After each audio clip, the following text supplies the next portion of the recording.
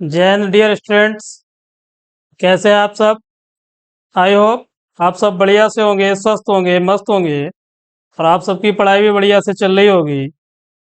तो आज के इस वीडियो में एक और धमाकेदार टॉपिक की शुरुआत होने वाली है, जो आपकी कक्षा 10 की विज्ञान में हमने रसायन विज्ञान कंप्लीट करा रखी है। अब रसायन विज्ञान के फलस्वरूप आपकी आज से जो भौतिक विज्ञान की क्लास स्टार्ट होगी, जिसमें आज आपका पार्ट 1 और चैप्टर नंबर 1 है प्रकाश का परावर्तन। तो हमने बताया था पहले ही आपको पेपर के बारे में कि जिसमें आपकी 20 नंबर की केमिस्ट्री रहेगी, 25 नंबर की फिजिक्स और 25 नंबर की बायोलॉजी, जिसमें पर्यावरण भी सम्मिलित होगा। तो जो भौतिक विज्ञान है इसमें आपका 25 नंबर का टॉपिक रहेगा कुल, जिसमें 7 ऑब्जेक्टिव क्वेश्चन और 18 नंबर की थ्योरी। उसी में आज आपका पहला चैप्टर है जो समतल पृष्ठों पर प्रकाश का परावर्तन। तो अगला चैप्टर वो आपका गोलीय पृष्ठों पर प्रकाश का परावर्तन, इसके बाद अपवर्तन, लेंस, मानव नेत्र, रंग बिरंगा संसार और लास्ट में आपका जो विद्युत चुंबकीय क्षेत्र, विद्युत धारा। आज के टॉपिक जो समतल पृष्ठों पर प्रकाश का परावर्तन। तो चलिए टाइम ना लेते हुए सीधे अपने टॉपिक पे चलते हैं।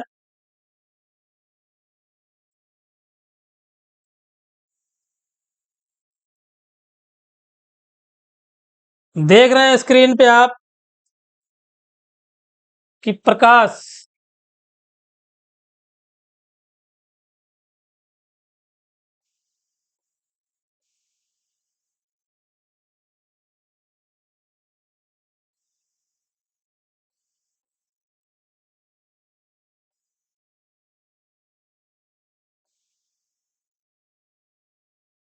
प्रकाश लाइट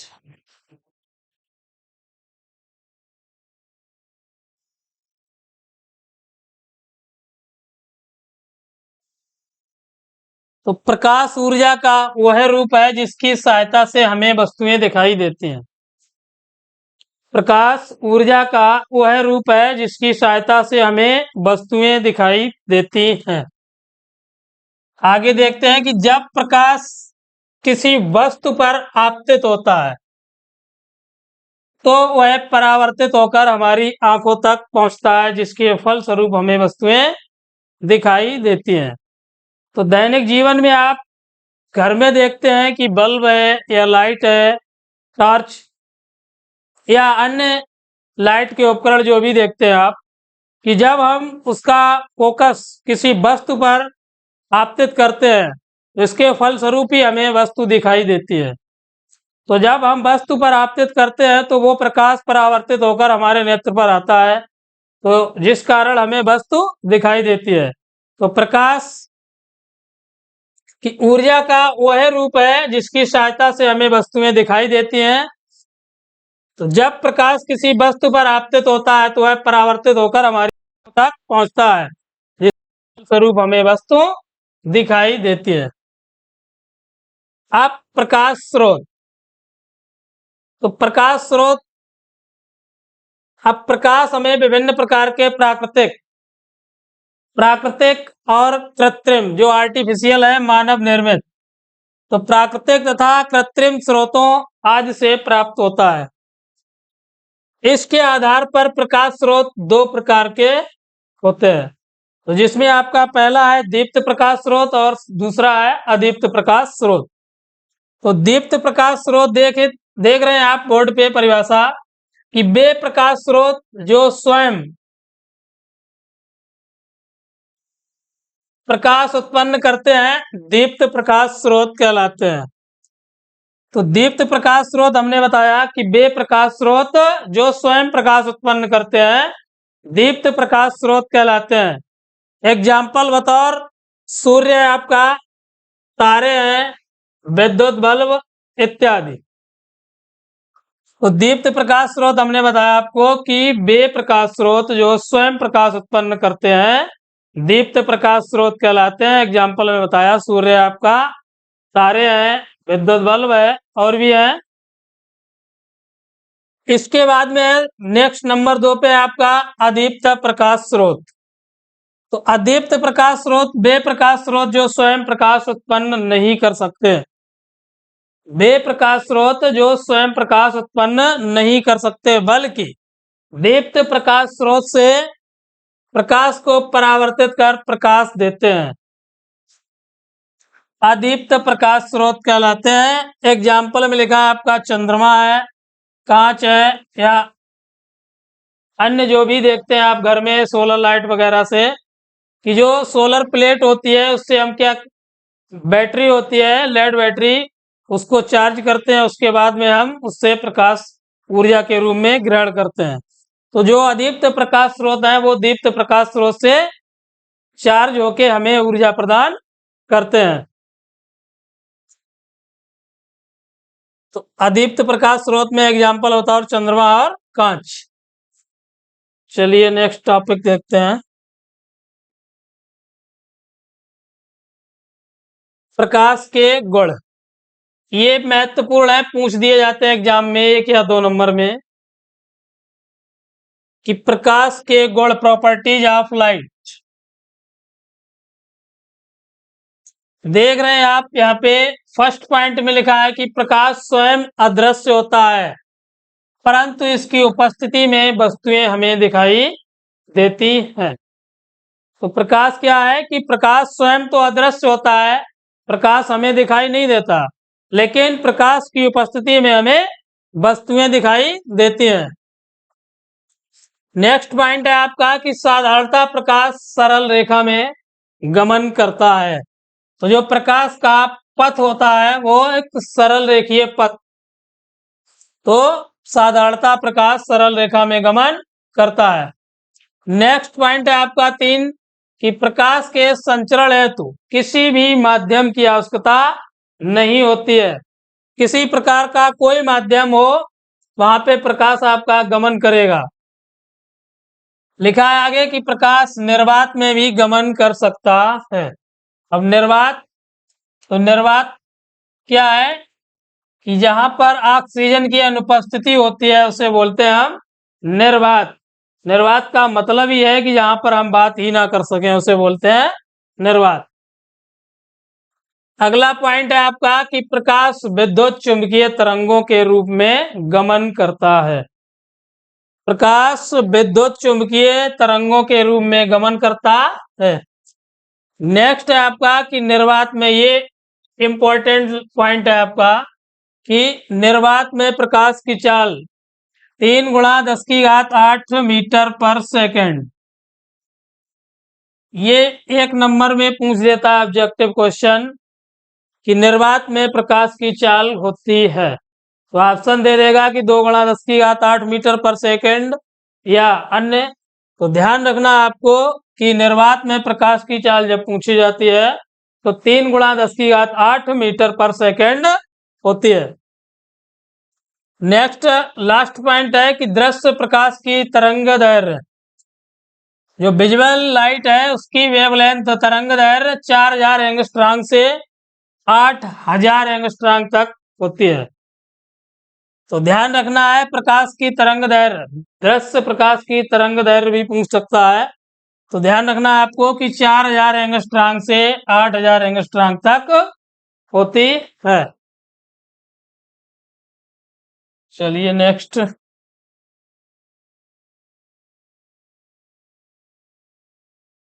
प्रकाश किरण।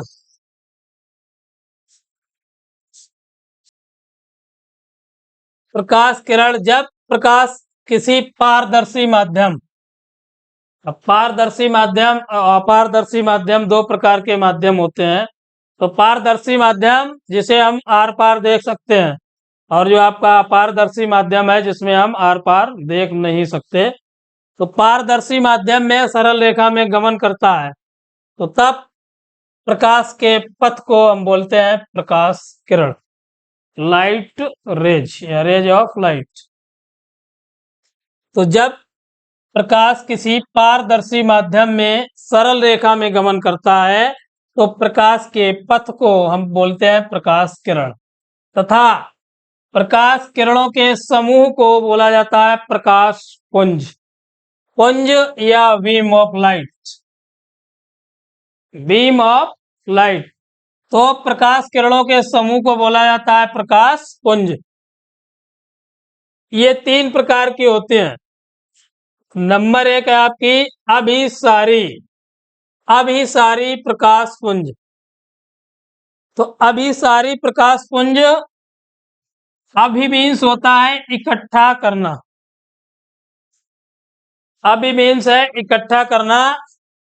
तो अभिसारी प्रकाश पुंज देखिए, जब प्रकाश की समस्त किरणें एक ही बिंदु पर मिलती हैं, जब प्रकाश की समस्त किरणें एक ही बिंदु पर मिलती हैं, तो इन प्रकाश किरणों के समूह को अभिसारी प्रकाश पुंज कहते हैं।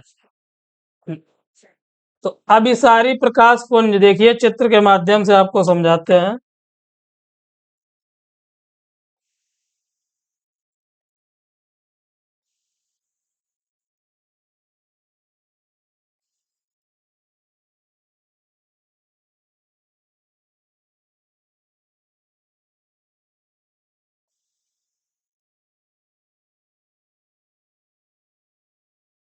ये रही आपकी प्रकाश किरण।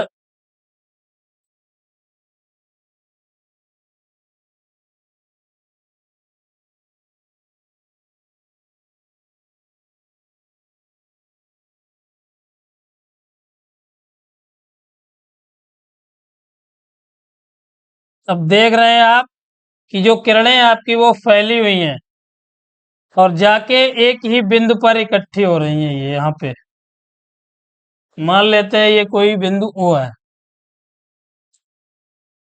तो लिखा है कि जब प्रकाश की समस्त किरणें, अब ये तो हमने 2-4 बनाई हैं, और भी हो सकती हैं। तो समस्त किरणें एक ही बिंदु पर, देख रहे हैं आप चित्र में कि एक ही बिंदु पर मिल रही हैं सभी, या एक ही बिंदु पर फोकसित हो रही हैं। तो इस प्रकार की प्रकाश किरणों के समूह को हम बोलते हैं अभिसारी प्रकाश पुंज, अभिसारी प्रकाश पुंज। तो ध्यान रखना है, हमने पहले से ही आपको बता रखा है कि अभी मीन्स होता है इकट्ठा करना।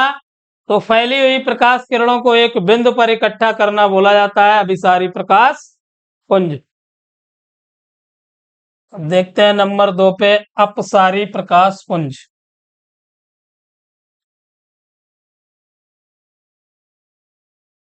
अपसारी प्रकाश पुंज बिल्कुल विपरीत है अभिसारी के। अभी मीन्स हमने बताया कि इकट्ठा करना है, और अप मीन्स होता है फैलाना।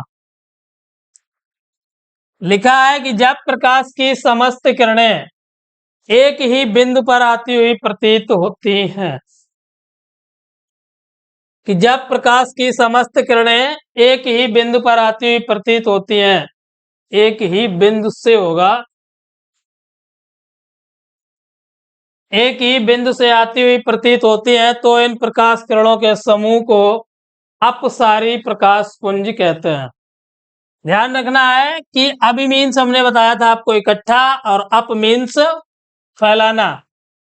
तो अभी मीन्स बताया इकट्ठा, तो वहां पे क्या था कि जो भी प्रकाश किरणें फैली हुई थी वो एक बिंदु पर एकत्रित हो रही थी। अब अपसारी में क्या है कि एक ही बिंदु से आती हुई फैली हुई प्रकाश किरणें आपको प्राप्त होंगी। तो इस प्रकार के पुंज को हम बोलते हैं अपसारी प्रकाश पुंज। देखिए चित्र, ये कोई बिंदु ओ है। अब यहां से देखिए प्रकाश किरणें ऐसी इस प्रकार आपको फैली हुई प्रतीत होंगी।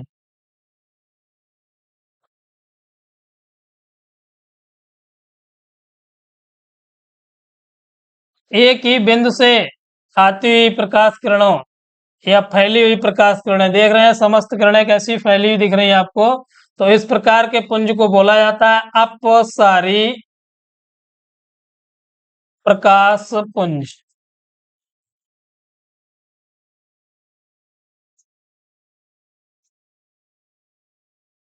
नेक्स्ट नंबर 3 है आपका समांतर प्रकाश पुंज। पहला है अभिसारी प्रकाश पुंज, दूसरा है आपका अपसारी, और लास्ट है समांतर प्रकाश पुंज। तो जब प्रकाश की समस्त किरणें एक दूसरे के कैसी होनी चाहिए, पैरेलल या समांतर। तो जब प्रकाश की समस्त किरणें एक दूसरे के समांतर होती हैं तो n प्रकाश किरणों के समूह को बोला जाता है प्रकाश समांतर प्रकाश पुंज। प्रकाश की जब समस्त किरणें एक दूसरे के कैसी हैं, समांतर हैं, तो इस प्रकार के पुंज को बोला जाता है समांतर प्रकाश पुंज। जैसे हम बनाते हैं, देखिए चित्र, ये सभी एक दूसरे की समांतर हैं, तो इस प्रकार की प्रकाश किरणों के समूह को बोला जाएगा समांतर प्रकाश पुंज।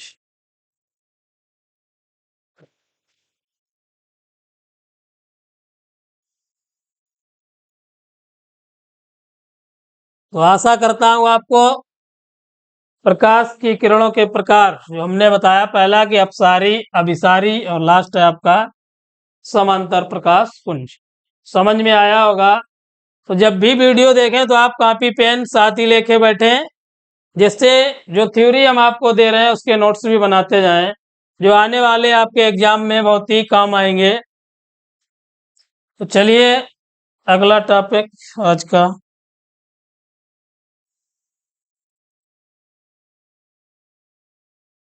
एग्जाम की दृष्टि से अति महत्वपूर्ण टॉपिक है ये इस चैप्टर का आपका, प्रकाश का परावर्तन, रिफ्रैक्शन ऑफ लाइट।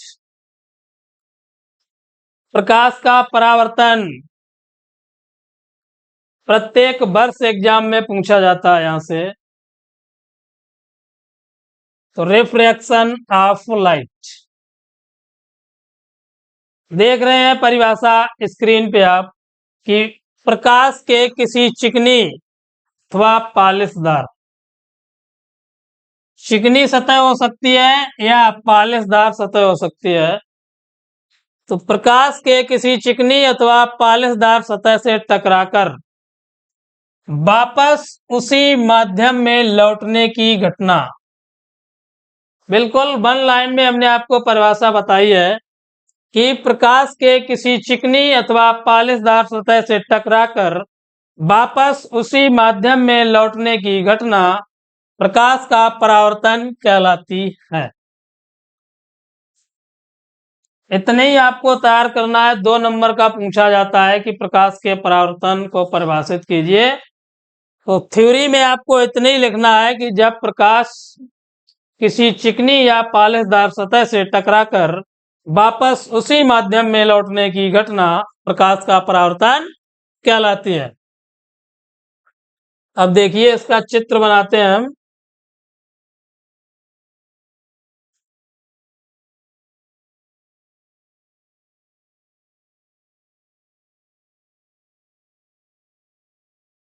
ये मान लेते हैं कोई M1 और M2 हमारे पास दर्पण है।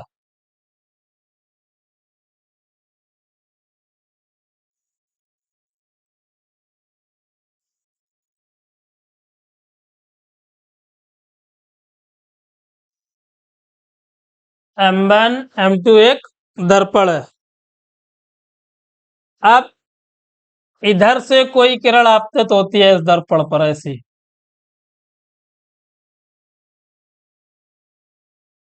जो सूर्य की प्रकाश किरण है इस दर्पण पर यहाँ पर आपतित हो रही है, इस बिंदु पर आपतित हो रही है। अब जैसे ही लिखा है चिकनी अथवा पालिशदार, तो चिकनी है या पालिश, दर्पण तो सभी ने देखा ही है, तो जैसे ही दर्पण पर टकराएगी तो वापस देखा है उसी माध्यम, तो इसी माध्यम में देखिए ऐसी वापस टकराकर वापस जाएगी। तो जो ये आप किरण देख रहे हैं इसे हम बोलते हैं आपतित किरण, आने वाली किरण को बोला जाता है आपतित किरण। और जो टकराकर वापस उसी माध्यम में लौट जाती है तो उस किरण को बोलते हैं हम परावर्तित किरण।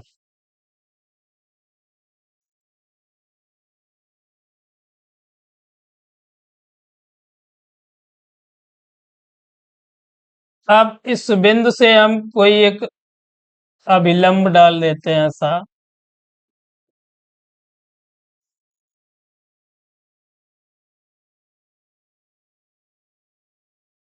इस को ओ और इसे हम एन। ये आपका 90 अंश पर जो रेखा है इसे बोला जाता है अभिलंब। और जो बिंदु ओ डाला है जहां पर आपतित किरण आकर दर्पण से टकराती है, इस बिंदु को बोला जाता है आपतन बिंदु।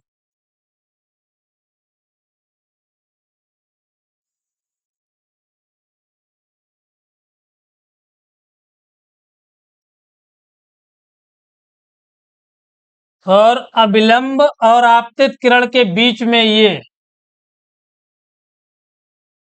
चित्र में देख रहे हैं कि जो आपका अभिलंब है आपतित किरण के बीच में जो एंगल बनेगा, इस एंगल को बोला जाता है आपतन कोण,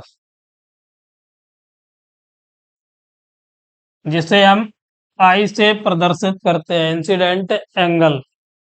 और अभिलंब तथा परावर्तित किरण के बीच में जो एंगल बनेगा आपका, इसे बोलेंगे हम परावर्तन कोण।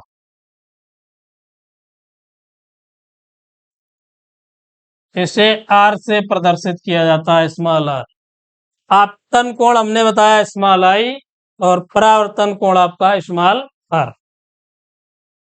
तो ये रहा आपका प्रकाश का परावर्तन, कि प्रकाश के किसी चिकनी अथवा पालिशदार सतह से टकराकर वापस उसी माध्यम में लौटने की घटना प्रकाश का परावर्तन कहलाती है।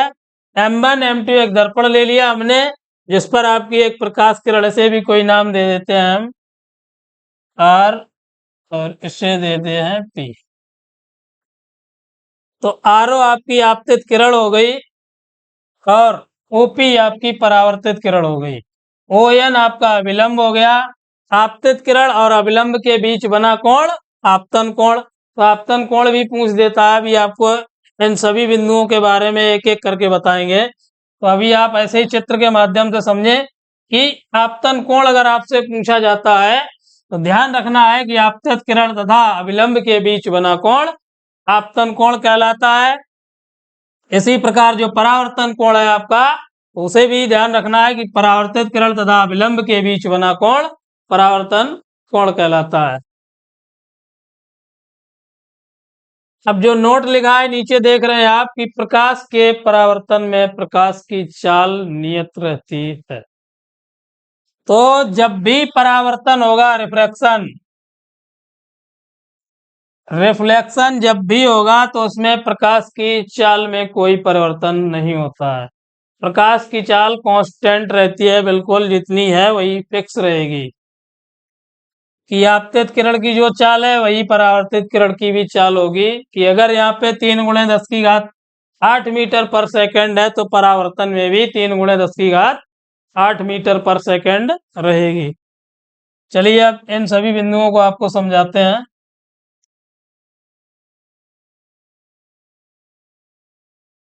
देख रहे हैं स्क्रीन पे लिखा है कि प्रकाश का परावर्तन या प्रकाश के परावर्तन से संबंधित कुछ परिभाषाएं निम्नलिखित हैं।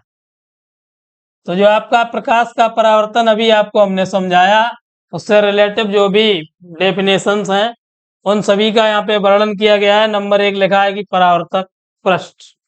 तो परावर्तक पृष्ठ जो अभी हमने चित्र में आपको दर्पण बनाया था, ऐसा M1 M2 एक दर्पण, M1 और M2। M1 M2 जो आपका दर्पण है, लिखा है कि प्रकाश जिस पृष्ठ से टकराकर वापस लौटता है। अब इसी पृष्ठ से टकराया था, M1 M2 दर्पण है, तो यहाँ आपको टकराया और इधर ऐसा वापस गया था। तो ये जो आपका पृष्ठ है, ये वाला, इस पृष्ठ को हम बोलते हैं परावर्तक पृष्ठ। तो ध्यान रखना है कि अगर परावर्तक पृष्ठ पूछ देता है तो प्रकाश जिस पृष्ठ से टकराकर वापस लौटता है उसे बोला जाता है परावर्तक पृष्ठ। नेक्स्ट है आपकी आपतित किरण। आपतित किरण अभी बताई थी चित्र में, ये है आपकी आपतित किरण। लिखा है कि वह प्रकाश किरण जो समतल पृष्ठ पर आकर टकराती है। ये आपका रहा समतल पृष्ठ, और इस पृष्ठ पे ये टकरा रही है, वहां पे हमने RO नाम दिया था। तो ये हम मान लेते हैं M और N। तो जो आपकी M से N पर आकर टकरा रही है, इसी पृष्ठ को बोला जाता है समतल पृष्ठ, और जो किरण आपकी टकराती है उसे बोला जाता है आपतित किरण।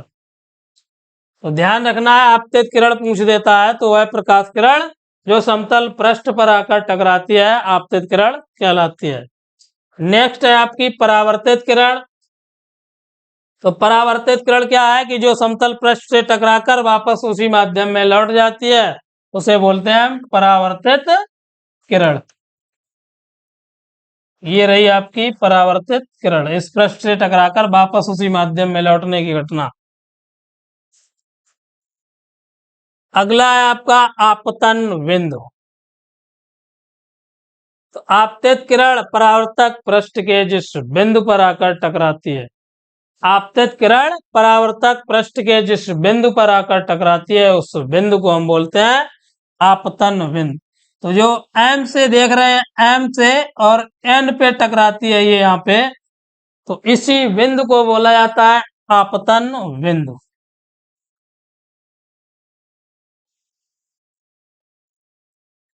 आपतन बिंदु।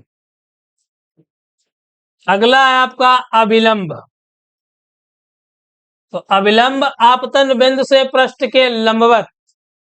तो आपतन बिंदु ये आपका N है और इस पृष्ठ के लंबवत, लंबवत मतलब है कि जो आपकी रेखा होगी वो 90 अंश या समकोण पर होगी। तो यहां से जो एक रेखा खींचेंगे ऐसी हम, ये 90 अंश पर, तो लिखा है कि आपतन बिंदु से पृष्ठ के लंबवत खींची गई रेखा अभिलंब कहलाती है। तो इस रेखा N लिखा है और O, NO रेखा जो है आपकी, इससे बोला जाता है अभिलंब। अगला पॉइंट है आपतन कोण। तो आपतन कोण अभी आपको बताया था हमने कि आपतित किरण तथा अभिलंब के बीच, ये रही आपकी आपतित किरण और ये रहा अभिलंब, इनके बीच में जो एंगल बनेगा उस एंगल को हम बोलते हैं इंसिडेंट एंगल या आपतन कोण। तो आपतित किरण तथा अभिलंब के बीच बना कोण आपतन कोण कहलाता है। नेक्स्ट लास्ट है आपकी परावर्तन कोण। तो परावर्तन कोण में देख रहे हैं आपकी परावर्तित किरण तथा अभिलंब के बीच। तो परावर्तित किरण और जो अभिलंब है इन दोनों के बीच में जो कोण बनता है उसे बोला जाता है परावर्तन कोण। तो चलिए आज के वीडियो में बस इतना ही, मिलेंगे अगले वीडियो में। अगर वीडियो अच्छा लगे तो प्लीज लाइक सब्सक्राइब और दोस्तों को शेयर करें। धन्यवाद। जय हिंद।